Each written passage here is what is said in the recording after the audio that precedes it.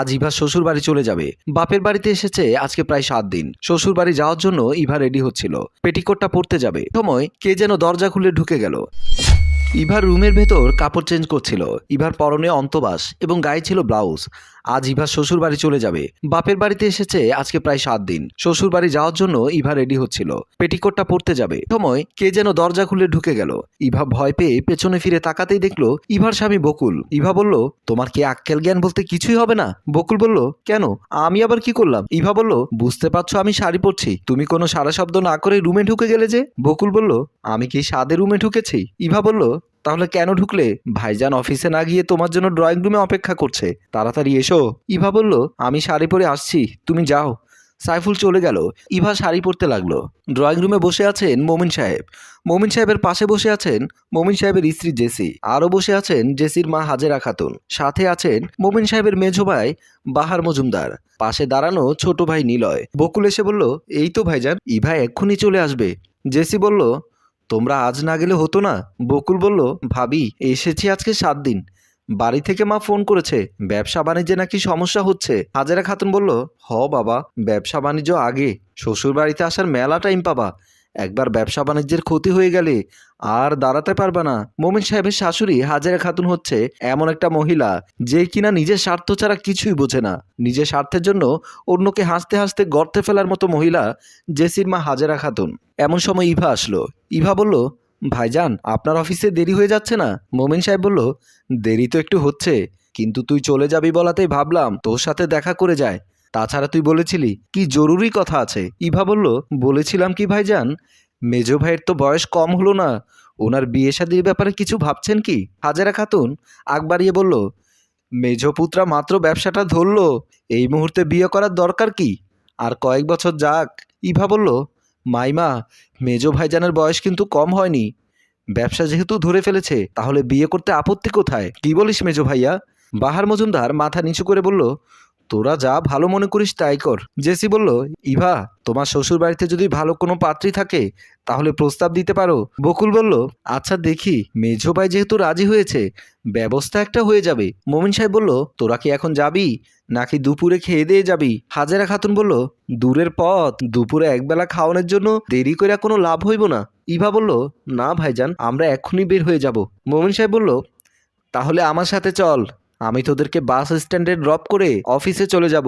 ইভা বলল, সেটাই ভালো হবে, তাহলে আমি আসি ভাবি। বলেই ভাবিকে জড়িয়ে ধরল। জেসি বলল, জামাইকে নিয়ে আবার এসো। ইভা তারপর মাইমা হাজেরা খাতুনকে পায়ে সালাম করলো। হাজেরা খাতুন বলল, বেঁচে থাকো মা, বেঁচে থাকো। ইভা বলল, মাইমা, ভাবির সাথে আমাদের বাড়িতে বেড়াতে যায়েন। হাজেরা খাতুন বলল, বুড়ো মানুষ, মেয়ের বাড়ি ছাড়া নিজের বাড়ি ছাড়া বাইরে কোথাও যাইতে পারি না রে মা। ইভা বলল, ভাবি, মাইমাকে আমাদের বাড়িতে নিয়ে যায়েন। জেসি বলল, আচ্ছা ঠিক আছে। তারপর ইভা বাহারকে বলল, ভাইজান, ব্যবসা করছো, মন দিয়ে ব্যবসা করো, আমি তোমার বিয়ের ব্যবস্থা করছি।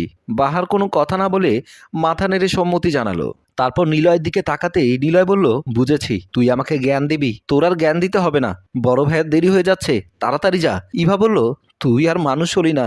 মোমিন সাহেব বলল, তাড়াতাড়ি আয়, আমার আবার লেট হয়ে যাচ্ছে। তারপর মোমেন সাহেব, ইভা ও বকুল বের হয়ে গেল।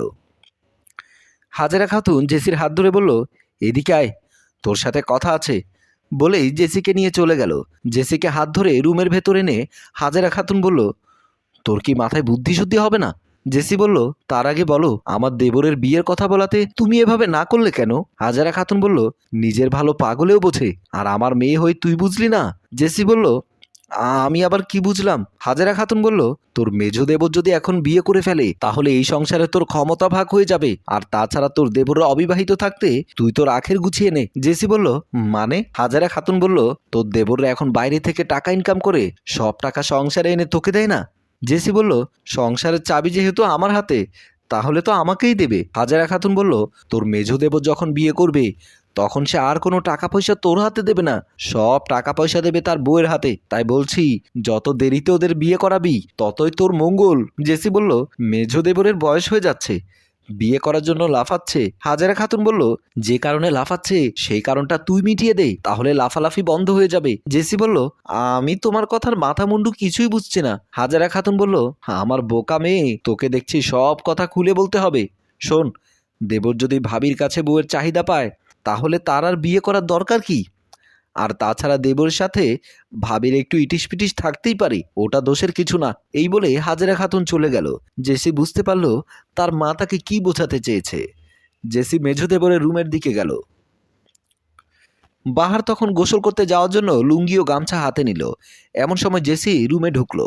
বাহার বলল, ভাবি, তুমি এসেছো ভালো হয়েছে। আমার আবার তাড়াতাড়ি দোকান খুলতে হবে। তুমি ডাইনিং টেবিলে ভাত দাও, আমি গোসলটা করে আসি। জেসি বলল, শুধু গোসল করে লাভ কি? কিছু করে তারপর গোসল করো। বাহার বলল, কিছু করব মানে কি করব? জেসি বলল, একজন দেবর রসের ভাবির সাথে যা করে তুইও তাই করবি। বাহার বলল, তুমি এসব কি বলছো? আমার তো লজ্জা লাগছে। জেসি বলল, তোর লজ্জা আমি ভেঙে দেব, তবে শর্ত আছে। বাহার বলল, কি শর্ত? জেসি বলল, আগামী 5 থেকে 10 বছর বিয়ের নাম মুখে নিতে পারবি না। যখনই বউয়ের কথা মনে পড়বে তখনই আমি তোকে বউয়ের সার্ভিস দেব, বিনিময়ে বিয়ের নাম মুখে নিবি না। বাহার বলল, বউয়ের চাহিদা যদি তুমি পূরণ করে দাও তাহলে এত তাড়াতাড়ি বিয়ে করে ঝামেলা বাড়িয়ে লাভ কি? তারপর জেসি বাহারকে জড়িয়ে ধরে বলল, এই তো আমার রসের দেবর, বুঝতে পেরেছো? চলো শুরু করি। বলেই বাহারকে জড়িয়ে ধরে শুয়ে গেল। এর কিছুদিন পরে জেসি রান্নাঘরে রান্নাবান্নার কাজ করছিল। এমন সময় নিলয় এসে রান্নাঘরের দরজায় দাঁড়িয়ে রইল। জেসি নিলয়ের দিকে তাকিয়ে বলল, কি ব্যাপার, কিছু বলবি? নিলয় বলল, ভাবি, তোমরা কি মেজো ভাইয়াকে বিয়ে করাবে না? জেসি বলল, মেজো ভাইয়া বিয়ে করবে কি করবে না সেটা সম্পূর্ণ তার ব্যাপার, তোর সমস্যা কি? নিলয় বলল, আমার বন্ধুদের মধ্যে অনেকেই বিয়ে করে ফেলেছে, মেজো ভাইয়া বিয়ে করছে না বলে আমিও বিয়ে করতে পারছি না। জেসি বলল, তোর কি বিয়ের ভূত মাথায় চেপেছে নাকি? নিলয় বলল, চাপবে না, বয়স কি কম হচ্ছে নাকি? জেসি তখন নিলয়ের কাছে এসে বলল, চল তোর বিয়ের ভূত মাথা থেকে নামিয়ে দেই।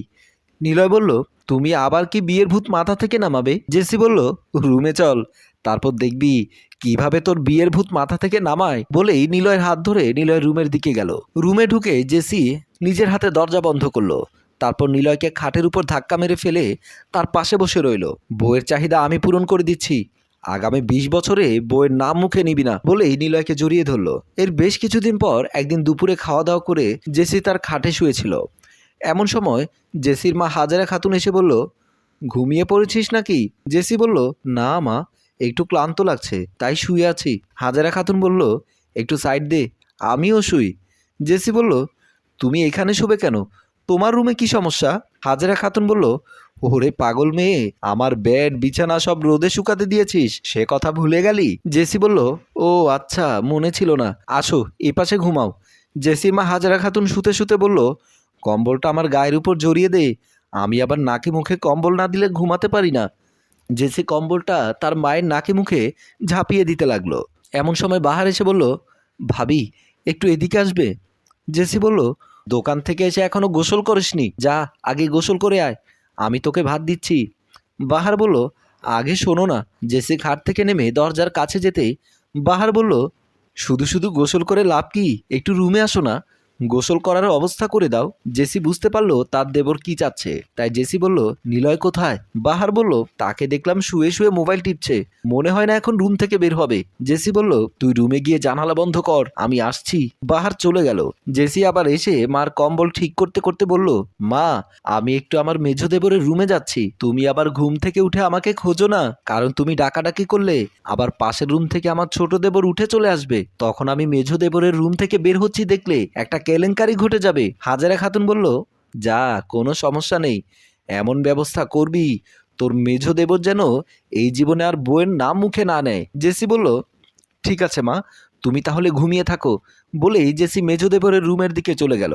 এদিকে নিলয় শুয়ে শুয়ে মোবাইলে হট মুভি দেখতে দেখতে নিজেই হট হয়ে গেল। তারপর মোবাইলটা অফ করে মনে মনে ভাবতে লাগলো, এখন পরন্ত বিকেল, যে যার রুমে শুয়ে আছে, মনে হচ্ছে ভাবির রুমে একাই শুয়ে আছে, যাই এই সুযোগটা কাজে লাগায়।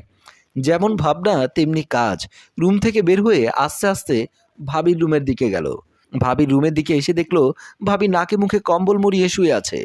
নিলয় আস্তে করে রুমের ভেতর ঢুকে দরজা লক করে দিল।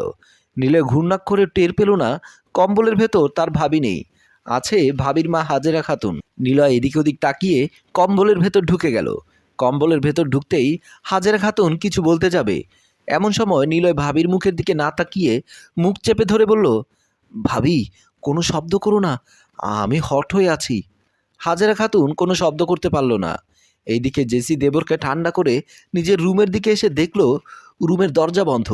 জেসি দরজা ধাক্কা দিয়ে দেখল ভেতর থেকে লক করা।